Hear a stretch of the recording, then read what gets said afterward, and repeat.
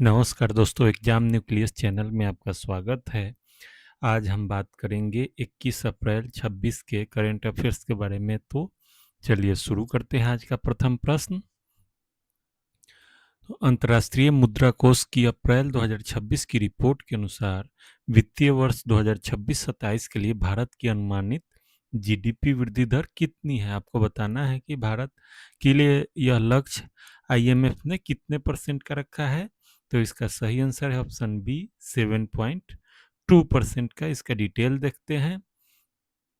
तो आईएमएफ ने अपनी वर्ल्ड इकोनॉमिक आउटलुक रिपोर्ट में भारत को दुनिया की सबसे तेजी से बढ़ती प्रमुख अर्थव्यवस्था बताया है।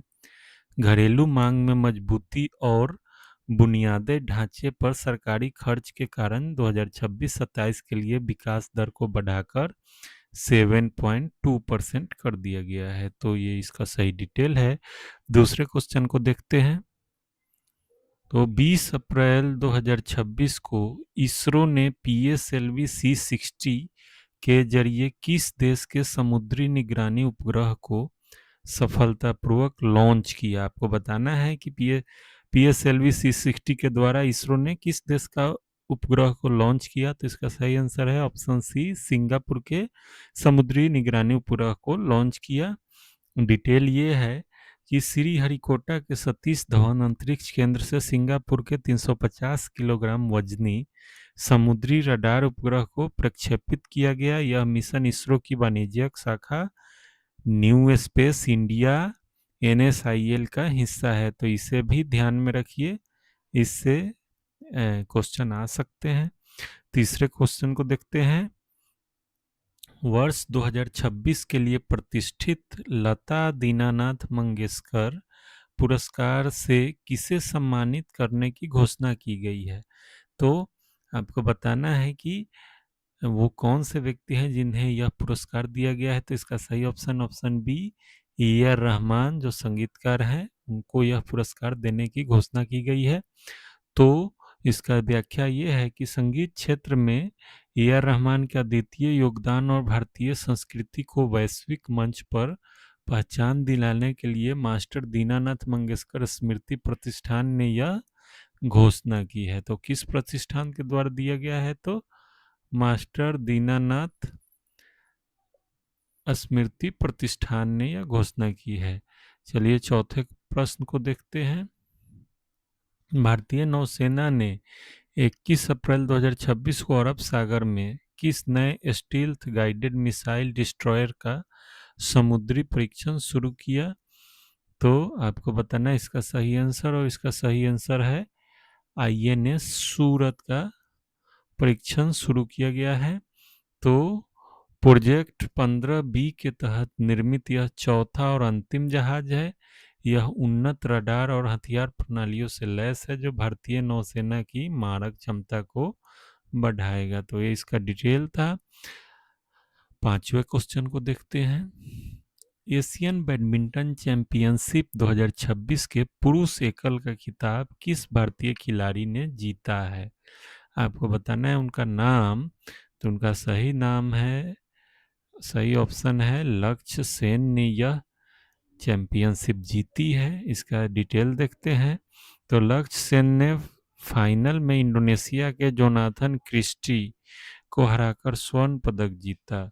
वे इस प्रतियोगिता में स्वर्ण जीतने वाले दूसरे भारतीय पुरुष बन गई है। तो एशियाई बैडमिंटन चैंपियनशिप में लक्ष्य सेन ने यह स्वर्ण पदक जीतकर भारत को गौरवान्वित किया है। छठे क्वेश्चन को देखते हैं। तो केंद्र सरकार ने हाल ही में किस राज्य के नंदा लेक को देश का 85वां रामसर स्थल घोषित किया है। आपको बताना है कि कौन सा स्थल है जो जिसे रामसर साइट घोषित किया गया है। तो इसका सही आंसर है ऑप्शन बी, गोवा को। तो इसका डिटेल ये है कि गोवा की नंदा झील को इसकी जैव विविधता और प्रवासी पक्षियों के महत्व को देखते हुए अंतर्राष्ट्रीय महत्व के वेटलैंड की सूची में शामिल किया गया है। सातवें प्रश्न को देखते हैं। अप्रैल 2026 में ग्लोबल AI गवर्नेंस समिट की मेजबानी किस शहर ने किया था? आपको बताना है कि किस शहर ने ये समिट की मेजबानी की थी। तो ये नई दिल्ली ने इसकी मेजबानी की थी और इसमें काफ़ी चाइनीज कुत्तों के कारण गलगोटिया यूनिवर्सिटी का तौहीन हुआ। तो इसका डिटेल यह है कि भारत आर्टिफिशियल इंटेलिजेंस के सुरक्षित और नैतिक उपयोग पर चर्चा के लिए वैश्विक नेताओं की मेजबानी कर रहा है। इसमें एआई फॉर ऑल थीम पर जोर दिया गया था। तो ये इसका डिटेल था। 8वां क्वेश्चन ये है कि राष्ट्रीय मानवाधिकार आयोग एनएचआरसी के नए अध्यक्ष के रूप में किसे नियुक्त किया गया?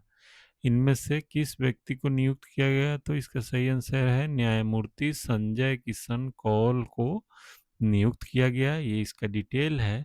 राष्ट्रपति ने सर्वोच्च न्यायालय के पूर्व न्यायाधीश न्यायमूर्ति संजय किशन कौल को एनएचआरसी का अध्यक्ष नियुक्त किया है। इनका कार्यकाल 3 वर्ष या 70 वर्ष की आयु तक होगा, जो इसमें पहले होगा। तो ये 8वां क्वेश्चन था। 9वां क्वेश्चन की तरफ चलते हैं। वर्ल्ड प्रेस फ्रीडम इंडेक्स 2026 में भारत का कौन सा स्थान है? आपको बताना है कि वर्ल्ड प्रेस फ्रीडम इंडेक्स में भारत को कौन सा स्थान हासिल हुआ है। तो इसका मैं 145वां स्थान भारत को हासिल हुआ है। तो रिपोर्टर्स विदाउट बॉर्डर्स आरएसएफ द्वारा जारी ताज़ा सूचकांक में भारत की रैंकिंग में मामूली सुधार हुआ है और वह पिछले वर्ष के 150वें स्थान से घटकर 145वें स्थान पर आ गया है। मतलब यहाँ बढ़कर लिखा हुआ है, लेकिन सेंस यही है कि ऊपर की तरफ ही आया है। तो ये बढ़िया बात है। और 10वें क्वेश्चन को देखते हैं। केंद्र सरकार द्वारा हाल ही में शुरू की गई पीएम सूर्य घर योजना का मुख्य लक्ष्य क्या है? आपको बताना है इसका मुख्य लक्ष्य, जो अभी काफी चर्चा में बना हुआ है। तो इसका सही आंसर है ऑप्शन बी, 1 करोड़ घरों को मुफ्त सोलर बिजली प्रदान करवाना है। तो इसका डिटेल ये है कि इस योजना के तहत सरकार घरों की छतों पर सोलर पैनल लगाने के लिए सब्सिडी प्रदान कर रही है, ताकि हर महीने 300 यूनिट तक मुफ्त बिजली प्रत्येक नागरिक को मिल सके। तो देखते हैं कि ये योजना कामयाब होती है या नहीं। चलिए आखिरी प्रश्न को देखते हैं। तो भारत में प्रत्येक वर्ष 21 अप्रैल को राष्ट्रीय लोक सेवा दिवस नेशनल सिविल सर्विस डे किसके उपलक्ष्य में मनाया जाता है? आपको बताना है इसका सही आंसर। और इसका सही answer option C, Sardar Vallabh भाई पटेल। और इसका डिटेल देखते हैं। 21 अप्रैल 1947 को सरदार पटेल ने मेटकॉफ हाउस में स्वतंत्र भारत के पहले बैच के लोक सेवकों को संबोधित किया था।